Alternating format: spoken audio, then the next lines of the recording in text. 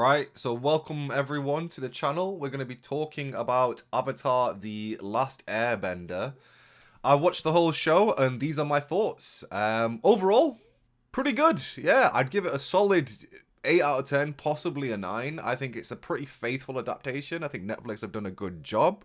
We're just going to go through the episodes and list off what I liked, what I disliked, and then hopefully come to a conclusion, and we'll see how that goes. So, episode 1, I think, starts off with a pretty strong opening. You have some mighty earthbending action. There's going to be spoilers, obviously, because we're going to go through all the episodes.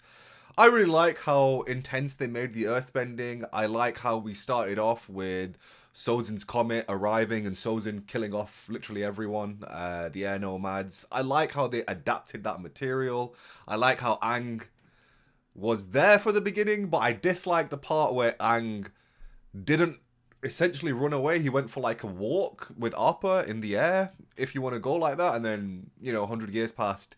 In the cartoon, Aang finds out he's the Avatar, and he has the dilemma, I'm a kid, I just want to be a kid, and then he runs away from his responsibilities. That's what happens. Aang doesn't do that, and it left a little bit of a sour taste in my mouth, but I feel like it all goes back to, let's just replay this. We're going to be replaying this. So I feel like it all goes back to what Oda said when Netflix were adapting One Piece, and it's like, some of the story beats are different, but the end destination is the same, and I think Netflix have really hooked onto that statement, and I think that's what they're using to make every adaptation moving forward, because it was pretty good. I disagree that Aang didn't run away from his responsibilities, but I like the fact that, how it all played out, like the whole package came together. He still feels guilt that he wasn't there to defend his friends, his family, Monk Gyatso. He still feels that guilt, that shame, the feeling that he let everyone down. So overall, that was all great. I really liked all of that. Episode 1, really strong opening. Now, when Aang was talking to Gyatso, and Gyatso's like, I can be your friend, and Aang was like, can't you continue to pretend to be my friend? And he was like, I thought the acting was a little bit subpar. But overall, I think, he got the job done. He got the message that he wanted to convey across. Now, the big boy stuff happened in episode 1 when the Fire Nation raided the Air Temple.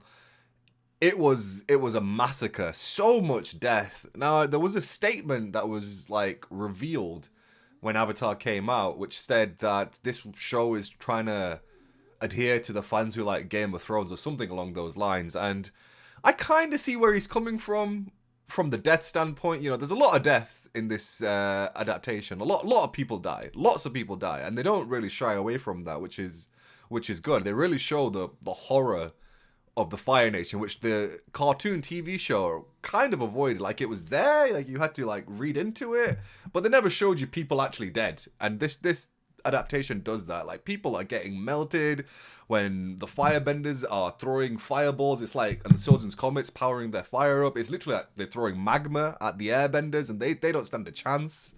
And when Gyatso makes his final stand, and there's a beam struggle, pretty much, with Gyatso and Sozin going at each other. And just, it's a bit much, but, I quite appreciate Gyatso's last stand.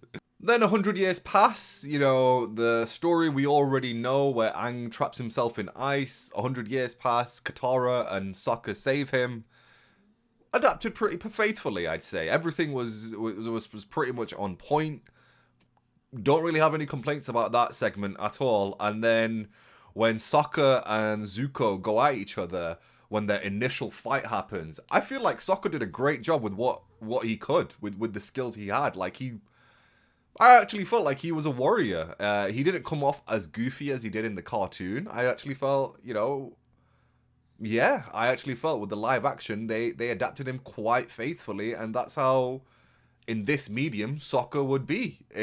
With the cartoon medium, he's a little bit different, but in an actual human element, it looks really good. But yeah, Sokka versus Zuko was quite a big highlight, and I think Sokka did really well. And then when Aang steps up and saves him and his Avatar theme plays, brilliant. I think overall episode 1 was a pretty faithful adaptation that adapted the material really well. Right, starting off with episode 2, I didn't really make too many notes. I wrote, Momo is cute. when he first makes his appearance in episode 2. I think that was pretty decent. Momo came out swinging. He looked like a really cute furball. And then this was the episode Aang went to Kyoshi. So they've made some differences here where Aang can essentially inhabit the avatar if he visits their shrine. I don't think that was a thing in the original. I think Aang could just do that in the cartoon when he was talking to Roku and he needed to access their spirit and their power. I don't think the shrine had any sort of element. You did have to go to the shrine to speak to him, but the Kyoshi shrine was never in the cartoon in season 1. And then I think it made an appearance in season 2 where he did inhabit Kyoshi, and Kyoshi like was fighting that dude who was going to war, and then she made the two islands go together. I can't remember the exact story, but essentially Kyoshi was in episode 2, and when Kyoshi came on screen, she was pissed. She was not happy with Aang. She was like, you ran away from your responsibilities. You're a little bitch. You need to actually do your job as the Avatar. The Avatar's a weapon, the ultimate weapon. You need to make a stand. You need to make a fight. Kyoshi came on a little strong. I felt like, especially towards the end of their journey, when they've lived a full life, the Avatar should be full of wisdom. Kyoshi came on so strong, which I didn't agree with, but I do appreciate where she's coming from. She's hurt that the world is in the state that it's in, and it's because of her fault, or one of her incarnation's fault, Aang's fault. But it sometimes life is like that, and I feel like some wisdom on her part, some leniency on Aang, who's just a 12-year-old boy who didn't know any better. He didn't actually run away, he just went for a walk and then hit a storm in this adaptation. In the cartoon, he actually ran away, so I see where she's coming from, but I still think Kyoshi came on a bit strong. Episode 3 starts with a bang. Ozai looks amazing. I think Fire Lord Ozai is... I kept questioning what Ozai was doing all throughout the show, because he kept bitching on Azula, which we'll get to. But I just couldn't understand his motivations. But Ozai overall is just a great character, and I can't wait to see him and Aang go off in season 3 when eventually that happens. Now, this is a little note I put into my phone notes when I was watching the Avatar TV series on Netflix. Obito dies. Now, you're probably like, who the hell's Obito? Obito's from Naruto, and he's not in Avatar. Well, the actor who played Obito on the YouTube Obito short dies. Every medium I see in him, he dies. He was in Supernatural, and guess what? He dies. He literally dies in everything he's in.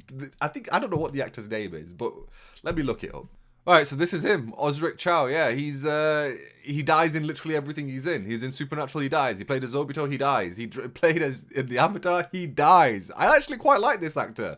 He dies in Supernatural as well, but in everything he's in, he just dies, man. He literally just dies.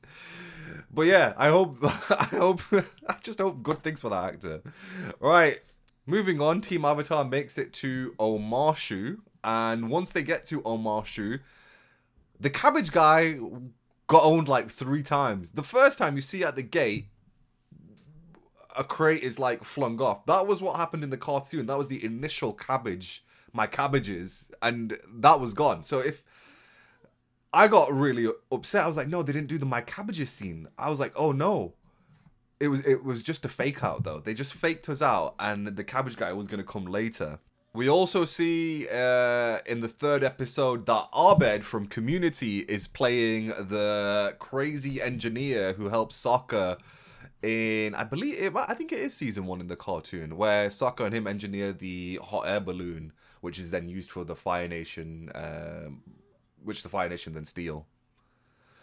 And then eventually we actually get the true cabbage reveal, which was brilliant. I believe Zuko burns the cabbages to the ground, and the my cabbages is brilliant. I'm really enjoyed they had that in the TV show. I hope it's an ongoing gag just like the cartoon.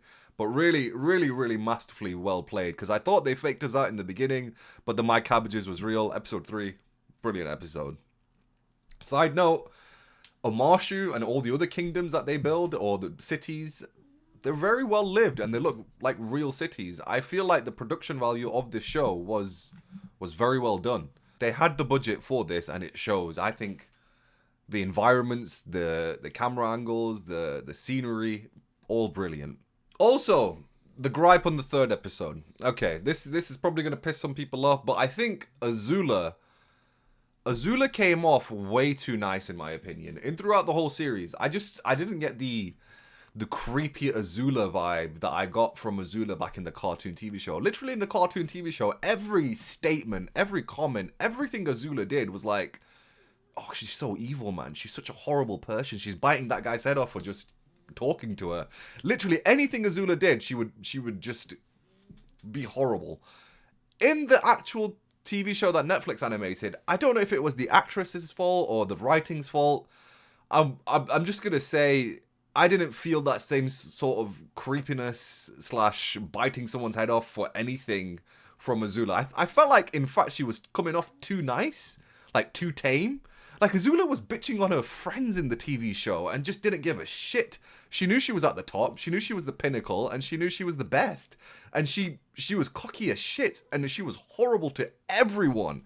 I feel like she was kind of tame in the live action, but that's just me. I feel like sometimes I even felt like that May, who played in the live action TV series, had a better delivery than Azula did in the live action TV series. I felt like May might have played a better Azula than the character who was playing Azula. Moving on, we're on episode 4 now. Boomy came off very different. Straight away, babe, Boomy revealed he knew who Aang was, and Aang knew who he was. There was no test to Aang figuring out who Boomy was like they did in the cartoon, which was interesting. Boomy was a bit broken in the live action. He's been through 100 years of horror, and that has resulted in him not looking at the way he looked at the world when he was a child. And Aang kind of brings that back. Aang kind of gives him hope to what he needs to become a better king and to better accept what's happened and how to move forward. And that's what the Avatar does. Avatar gives hope. And throughout the series, you see this, that everyone is getting hope from Aang. The Kyoshi warriors got hope. Boomy, after his, battle with Aang, he's like, you have to let this rock drop on me. On the rock note, Aang was holding up 2 very large boulders with his airbending for a very long time, which I don't think he could ever do in the cartoon TV show, which, is quite a big feat. I'm happy that they did that, and how they were trying to, progress the story with Boomy. He was like, you have to make impossible choices. But I think Boomy, overall, worked in the live action. I felt like they added the serious tone to him, and it worked well. Now, they also made a difference to how Aang and Katara were in the cave of lost lovers, and they changed it up to Sokka, who's her brother, in the cave. Now, initially I was like, yo, this is a little bit weird. But once again, it worked. It worked. Sokka in the cave and then Katara in the cave worked because they're family and they worked out their family issues. Now, we also got to see Iroh's pain when he lost Lu Ten, his only son. And we got to see it from Iroh's perspective when he actually died. We actually saw Zuko console him. And I thought Zuko did a great job pretty much throughout the series. I think he had a hard job to fill the roles of Zuko, how troubled he was. But before he had his scar, Zuko comforted Iroh for losing Lu Ten, and I just thought it was brilliant that they showcased Iroh's pain like that. I really loved Iroh in the cartoon, and I still think the cartoon Iroh is better than the live-action Iroh, but I've had more time to grow accustomed to cartoon Iroh and appreciate cartoon Iroh's gimmicks, if you will. Whereas the live-action Iroh, I'm still getting used to him, and I still really love, because the core... That's the whole thing about this series. The core of the show, the core of the cartoon is still in the live action, which really, really makes this show shine. It's a really good show, and if you have some time, it's definitely worth a watch. Definitely worth a binge. So episode 5 starts. This is the 5th episode, and it's finally the time we actually see Sokka use the boomerang. We've not seen Sokka use the boomerang all 5 episodes. We should have seen episode 1, bro. The boomerang is part of his identity. We should have seen more boomerang. Like, he loves that boomerang in the cartoon, and I wish they did it more justice in the TV show. But it's just a gripe from me. Now, this is, I think, the episode where Katara starts really coming into her element and really starting to master waterbending, which she self-taught herself. Wow.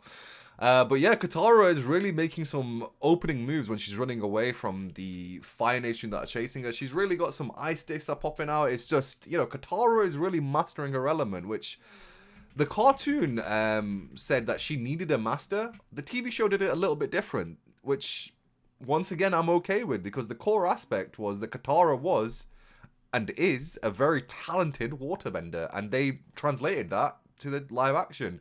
In the cartoon TV show, she still needs to learn from Parku to really become a master, but this also works. I feel like her becoming a master self-taught works quite well for her character.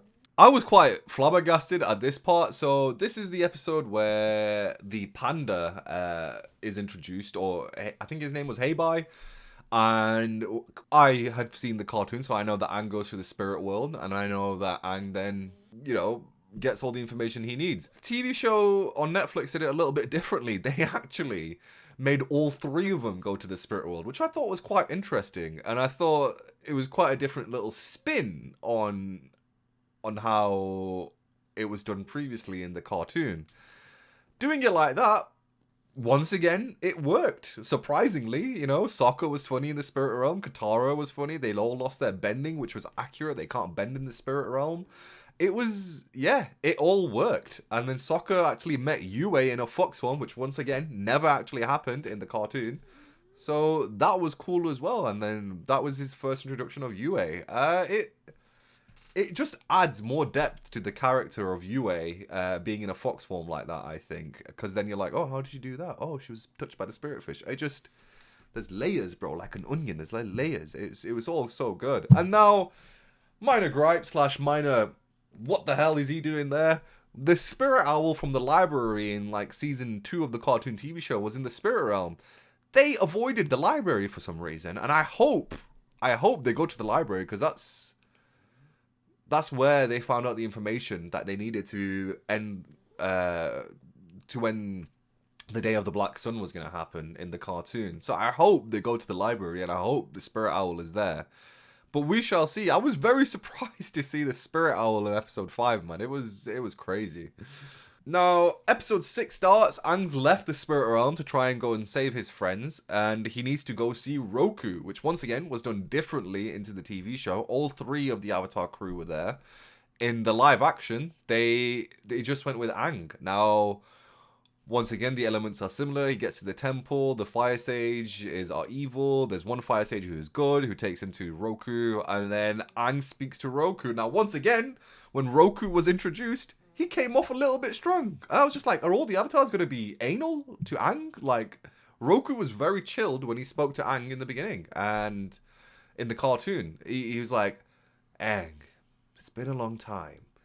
Roku once again came out flinging. He was like, don't you need to bow? Don't you need to hop on one leg? And eventually it became a joke, and he introduced Aang. He was like, Aang, it's been a while. So I see what they're going for. At least Roku was a little bit more chill than Kyoshi. But goddamn, Kyoshi came on so strong, Chang. So strong. Like, if I was speaking to Kyoshi, I was like, bitch, I'm never speaking to you again. Peace out. Now, throughout the series, we also see that Ozai seems to have like a hard-on for Zuko, his son. And the reason I think it was explained in the last episode why they did it like this was because he was the fuel to fuel Azula's growth, which I thought was quite clever. But even in the ending scene, when you see Ozai get the report of what happened in the north, he still seems to like care about Zuko. And throughout the series, I felt like that he had quite a lot of feelings for Zuko. I felt like Zuko reminded Ozai of his mother, which is why he wanted to get rid of him. He just didn't want that weakness in the Fire Nation near him, so that he could be that evil overlord that he wanted to be. Yeah, Ozai's motivations, they're very strange. I want to see more of that character. I feel like he deserves to be fleshed out a lot more. But yeah, Ozai just was weird throughout the series, saying like, Zuko is this, Zuko is that, Zuko's the god, and then it was all just to fuel Azula's growth, according to Zhao at the end. But I don't know. I was a fan. I was a fan of how they said that he was used to use Azula's growth. Because in the cartoon TV show, I think there's a line in the cartoon where Ozai says, or Zuko says, that Azula was born lucky and I was lucky to be born. Like, that's how much Ozai hated Zuko in the cartoon. In the TV show, I felt like Ozai quite liked Zuko, which was an interesting interpretation. Now, Aang and Zuko actually hang out together when he gets saved from the stronghold that the Fire Nation are keeping him at. And when he gets saved and he hangs out with Zuko, I felt like they had some, you know, bromance chemistry. I actually felt like these two could have been friends, and I felt like that was really well done. Overall, this whole show, the core principles are there, and it really, really shines. It really is a love letter to Avatar, the TV show, and the cartoon TV show. Now, finishing off, I'm gonna talk about the North and the whole North Saga, episode 7 and 8. The North Saga, this is when pretty much Katara has mastered her waterbending herself, which is quite quick. Now, the North Saga was pretty good overall. Katara gets to the North, she has her story where she empowers all the female benders. I thought that was done pretty well. I like how all the female benders stood up at the end, not just Katara who was fighting, which was done really nicely.